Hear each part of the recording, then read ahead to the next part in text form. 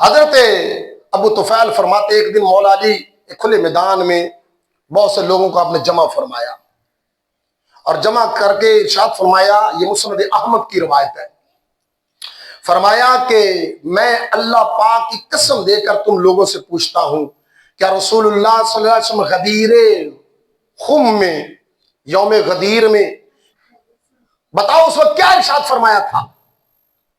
تو مجمع میں سے 30 افراد کھڑے ہوئے، 30 افراد کھڑے ہوئے، انہوں نے گواہی دی، ہم گواہی دیتے اس روز حضور نے فرمایا تھا، من کنتم مولاہ فعلی مولاہ اللہم والی من ولاہ وعادہ من عاداہ، فرمایا جس کا میں مولا ہوں اس کا علی مولا ہے، اے اللہ تو اسے اپنا پیارا بنا لے جو علی سے پیار کرے، اور تو اس سے عداوت فرما جو علی سے بغض رکھے۔ اچھا، اس حدیث پاک سے بھی کچھ لوگوں کو مغالطہ ہو گیا اور کہنے لگے جی مولا علی کو حضور نے ہاتھ اٹھا کے فرمایا تھا، جس کا میں مولا اس کا علی مولا۔ حدیث تو ہم نے بھی سنائی ہے، ہم کب اس کا انکار کر رہے ہیں؟ کہنے لگے اس حدیث کا مطلب یہ ہے کہ حضور فرما رہے ہیں کہ میرے بعد خلیفہ حضرت علی پاک ہے، یہ بات درست نہیں ہے۔ جی ہاں، لغت عرب اٹھا لے، پوری عربیت، پوری لغت عرب کو اٹھا لے، کسی جگہ مولا بمانا خلیفہ نہیں لکھا ہوا، مولا بمانا نائب نہیں لکھا ہوا۔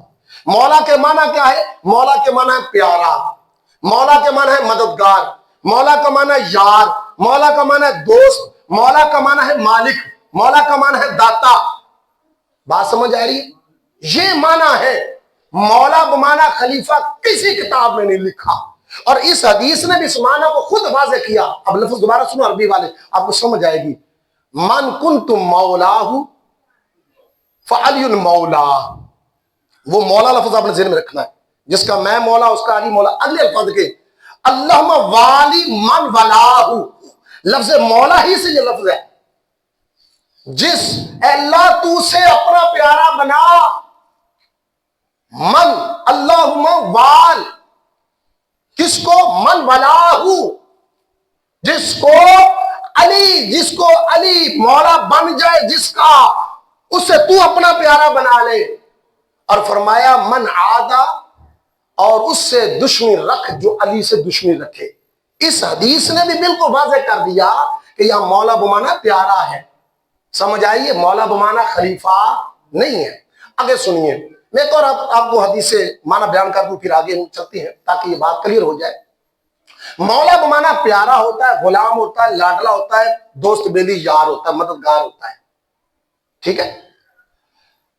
حضرت سفینہ کا نام سنا ہوگا آپ نے، بڑے مشہور صحابی ہیں حضرت سفینہ، نام آپ کا ہے عبداللہ، اور سفینہ مشہور اس وجہ سے ہو گئے، ایک جہاد کے موقع پر آپ سفر پر تھے تو ایک ساتھی نے کہا، صحابی سنے یار اسمان میرا بھی تھوڑا چک لو، نکل لیا بھائی، اللہ نے بڑی جان دیتی جو ایک ہور نے کسی نے کہا تھا بچو، فرما لیا، اس کا بھی اٹھایا اس کا بھی اٹھایا، کافی لوگ آسمان اٹھا کے اور جناب دوڑے جا رہے، حضور نے دیکھ کے فرمایا واہ واہ یہ تو سفینہ ہے، یہ تو کشتی ہے، تو سارے نے بوجھ چکی جا رہے ہیں۔ وہی حضرت سفینہ جب غزوہ افریقہ میں گئے، لشکر اسلام سے جدا ہو گئے، افریقہ کا جنگل آج بھی دنیا میں مشہور ہے، اتھے بندہ گم ہو جائے لبنا بچنا بڑا مشکل ہے، رب کرو نوازی کرے تو بچ جائے بندہ، ورنہ بچدا کون ہی افریقہ دے جنگلاں چ، ایمیزون کا جنگل۔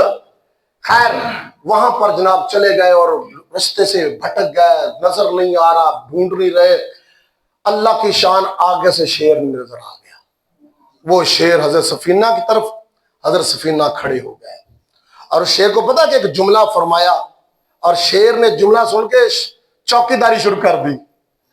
آپ نے فرمایا یا ابو الحارث، اے ابو الحارث، شیر کی کنیت ہے، تو جنگل کا بادشاہ ہے لیکن سن لے انا مولا رسول اللہ، میں حضور کا مولا ہوں، رسول اللہ کا مولا ہوں۔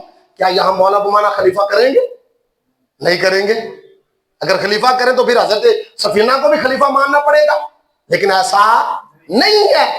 جب شیر نے سنا تو حضرت سفینہ کے آگے آگے دم ہلاتے چل پڑے اور یوں جنگل سے راستہ باہر دکھا دیا. بات سمجھ آئی؟ اسی طرح رسول اللہ صلی اللہ علیہ وسلم کے کئی موقعوں پر کئی قبیلوں کو حضور نے فرمایا انتم موالینا، تم ہمارے مولا ہو. کئی قبیلوں کو، پورے قبیلوں کو حضور نے فرمایا. تو کیا اس طرح وہ مولا بمانا خلیفہ تھے؟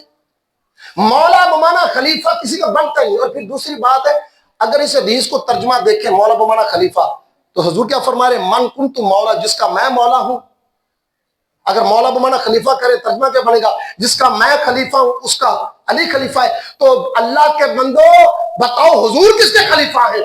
حضور تو خلیفہ نہیں، والی کائنات ہے. حضور کسی کے نائب نہیں، سلطان الانبیاء ہے. حضور کے پیچھے چلنے والے نہیں، امام الانبیاء ہے. حضور تو کسی کے نائب نہیں ہے، حضور تو کسی کے خلیفہ نہیں ہے. تو ترجمہ کیا ہوگا؟ جس کو میں پیارا ہوں اس کو علی بھی پیارا ہے. یہ ہے اس کا حدیث کا مطلب. جو مجھے چاہتا ہے نا کہ مجھے کہتا ہے کہ میرے دل میں حضور بستے ہیں، اس کے بھی سینے میں علی بستے ہیں. یہ ہے اس حدیث کا مطلب. بات سمجھ آ رہی ہے؟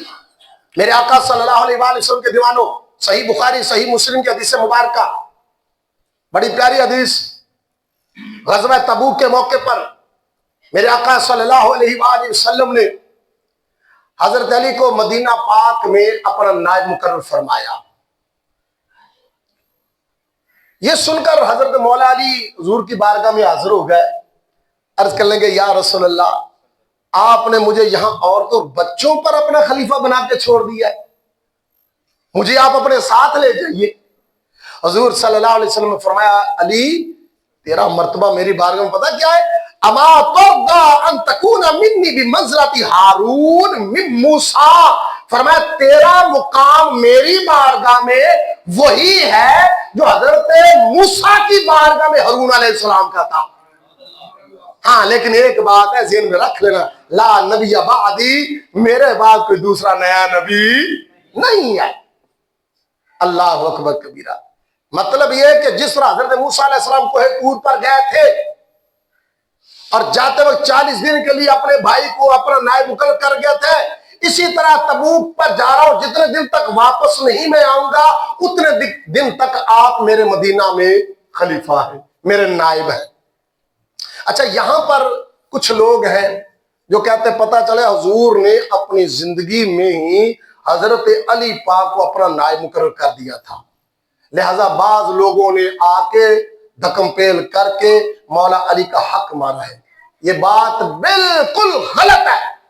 خود مولا علی پر بھی بہتان ہے کہ رسول اللہ صلی اللہ علیہ وآلہ وسلم نے صرف اپنے خانگی معاملات ان پر حضرت مولا علی کو مقرر فرمایا تھا کہ کھانا شانہ لنگر وغیرہ کے جو معاملات ہیں، گھر کے ازواج مطہرات کے جو خرچے ہیں، جو لینے دینے کے معاملات ہیں، ان کو لے کر آنا. مولا علی کو کلی طور پر نائب نہیں بنایا تھا. جی ہاں، حضرت محمد بن مسلمہ ان کو حضور نے مدینہ کا صوبے دار بنایا. اسی دوران حضرت صبا عرفتہ ان کو مدینہ منورہ کا کوتوال مقرر کیا.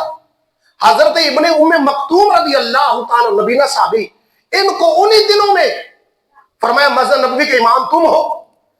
اگر کلی طور پہ نیابت حضور نے حضرت مولا علی کو دی ہوتی تو اتنے الگ الگ ہوتے حضور تقسیم فرماتے نہیں فرماتے. لہذا اس حدیث کا مطلب صرف یہی ہے کہ آپ نے میرے بعد میں یہ جو خاندان والے ہیں ان کے معاملات کو سنبھالنا ہے.